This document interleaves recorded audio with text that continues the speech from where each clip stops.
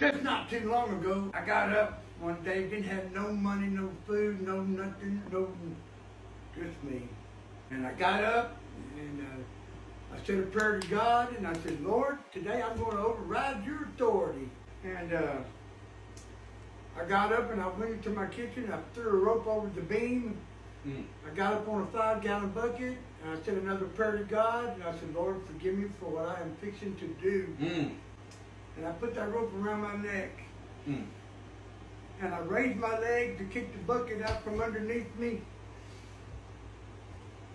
And my phone started ringing in the back pocket. I lowered my leg back down and I reached in my back pocket and I pulled out my phone. And it was a phone number from Kentucky. I don't know anybody from Kentucky. So I just let it ring and I let it ring and I let it ring. And when it stopped ringing, I put it back in my back pocket and I raised my leg up a second time to kick the bucket out from underneath me. And then my phone started ringing a second time. And I reached around and I got the phone, I looked at it, and this time curiosity was getting the best of me. So I decided to answer it, and when I answered it, there was a guy on the other end, and he goes, "Say, man, can I speak to Jimmy Patridge?" And I said, "This is he. What do you want, man? I'm busy." That's him too. That's the way that fool is. I've been known. Yeah, man. You know, and this guy goes, "Well, I moved down here from Kentucky, so that's why the phone number was from Kentucky."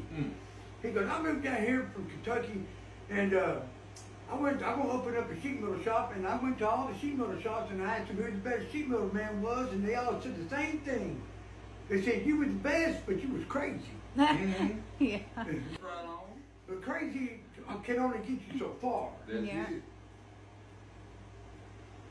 Then the guy asked me, goes, "Can I come by your house and meet you?" And I went, "Well, you know, you got to take into consideration, I'm standing on a 5-gallon bucket with a rope around my neck." And I thought, I said, "Well, I guess so." So I take the rope off my neck and I get down off the bucket and I wait for him to get there. He comes there and he goes, he asked me, he goes, shows me a picture of these copper dormers. He goes, "Can you build these?" I went, "I can build them blindfolded." He goes, "If you will sit here and say that you will build these for me, I will give you $2,000 cash just for saying yes." So I said, "Yes, I'll build them for you." He hands me an envelope, $2,000. Look at that. God came to me, Look at came to me in the precise moment. Not only did he come to me, he showed off. And the guy, after I made the dormers for him, bought me a new truck. So God was so much a part of it. If it had been 10 seconds later, I wouldn't be here talking to you. I'd have hung myself. But God, being the God He is, the loving God, the caring God He is, He came at the precise moment to save me. Amen.